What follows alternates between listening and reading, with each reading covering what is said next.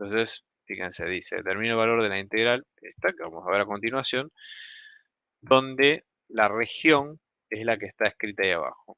Para que se queden tranquilos, este ejercicio es muy similar a lo que estuvimos viendo recién, en la mecánica, ¿sí? De la operatoria de que tenemos que usar desde cómo encontrar los extremos de integración y hacer las cuentas, etcétera. Entonces, por ejemplo, en este caso, fíjense, yo tendría que primero definir los límites de integración de mi cuenta para después ver cómo encarar mi cuenta y si me conviene, que muchas veces pasa también, siempre me conviene usar resolver esta cuenta así como está o hacer un cambio de variables que casi les diría el 90% de las veces puede pasar. Eso obviamente depende del tipo de geometría que nosotros estamos trabajando. Entonces, vamos a ver lo siguiente, ¿no? Por ejemplo, acá voy a hacer un poco de brainstorming de algunas ideas. Digo, ¿qué es y igual a la raíz de x al cuadrado más y cuadrado más z cuadrado? Esto, traducido de otra forma, es similar a y al cuadrado que es igual a x al cuadrado más z al cuadrado. Y esto no es otra cosa que un cono, ¿sí? De hecho, es más, vamos a usar GeoGebra 3D, ¿sí? Para chequear, capaz que estoy, ya les digo, puede ser que sea muy poco tarde y esté confundido con otras cosas, pero me juego la cabeza de que probablemente lo sea un cono, ¿sí? Hay varias maneras de sacarlo esto. Si no es el cono completo me refiero cuando tiene las dos partes, positiva y negativa, enfrentadas por el vértice, ¿sí? Entonces eso sí sería un cono completo. En este caso, poco probable que lo sea. Yo voy a hacer la analogía con z, ¿sí? Z le voy a poner como la raíz cuadrada de x al cuadrado más y al cuadrado, ¿sí? Y efectivamente sí es un cono exacto. La única diferencia es que estamos hablando cambiando z por y, ¿sí? Entonces esto sería un cono y en este caso estamos hablando de parte superior o positiva. Si estamos considerando el orden superior o inferior como el de siempre, ¿sí? Superior positiva. Bien.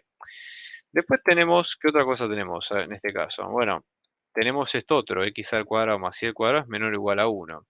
Entonces en este caso, por ejemplo, yo diría x al cuadrado, por ejemplo, ¿no? Más y al cuadrado, y en este caso diría que esto es igual a 1, es un cilindro.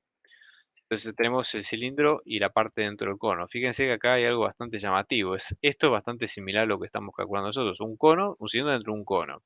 Entonces hay una parte interna y una parte externa, ¿sí? Definido con esto. Entonces digo, bueno, es la parte interna del cilindro y a su vez es la parte que está dentro del cono. Entonces, esto ya nos da una pauta, ¿está bien? El dibujo es muy parecido a lo que estamos viendo hasta acá, ¿está bien? Entonces, fíjense, lo voy a aplicar, ¿está bien? Para lo que queremos sacar.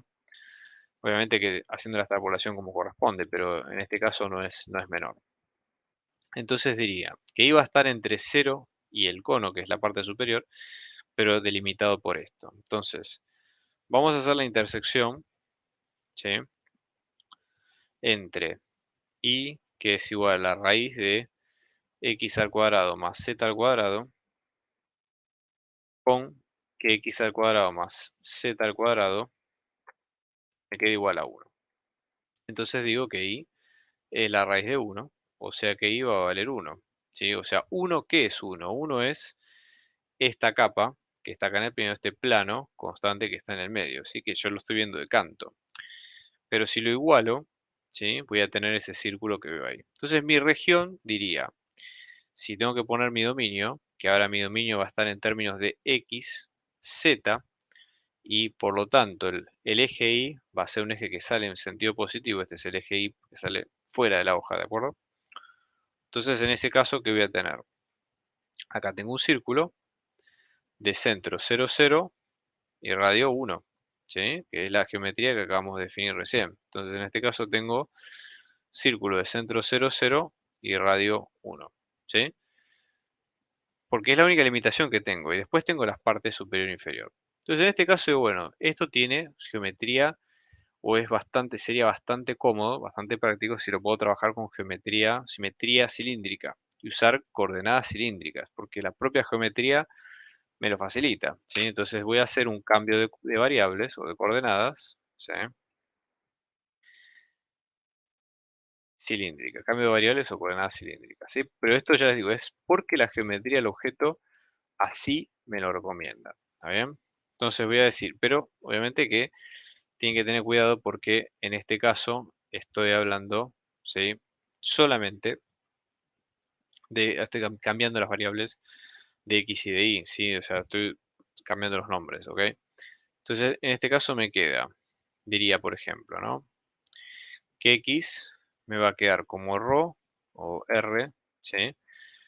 Por coseno de tita, de tal manera que Z me va a quedar como R por seno de tita, fíjense la configuración que estoy usando del plano, e iba a quedar como Y.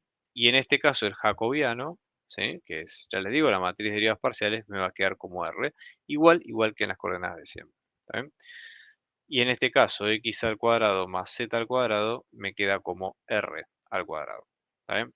Entonces, en este caso, fíjense, esto me va a quedar 0 iba a estar entre 0 y r a secas, porque viene de acá, ¿sí? De que x al cuadrado más z al cuadrado, ¿sí? La raíz cuadrada.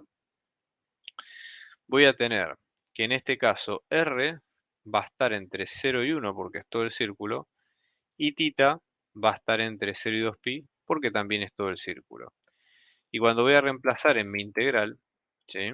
Tengo que reemplazar todo, el jacobiano y la función. Entonces, en este caso, cuando tengo que plantear la integral triple va a ser todo esto, x al cuadrado más z al cuadrado, que es r cuadrado. Después tengo el jacobiano, que es r, y después tengo la función, que es y. ¿Sí? Y acá tengo el diferencial de volumen. Con lo cual, si junto todos los elementos, la integral me queda r al cubo por y.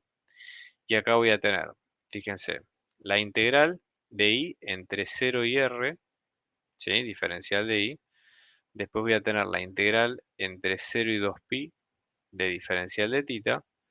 Y después tengo la integral entre 0 y 1 del diferencial de r. ¿Sí?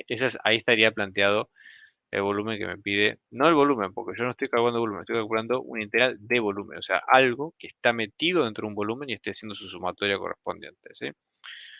Voy a hacer las cuentas con Wolfram, entonces le voy a pedir que me integre, ¿sí? Esto, r al cubo, todo esto por y le voy a decir por orden, ¿no? Le digo y entre, bueno, un segundo, entonces le voy a decir y entre between, y en este caso esto queda como 0 y r, después le digo theta y teta, ¿sí? Between 0 y 2pi, y finalmente r entre 0 y 1. Vamos a ver qué pasa. Fíjense, hasta ahí me lo tomo bien y de hecho la integral me queda como pi sobre 6.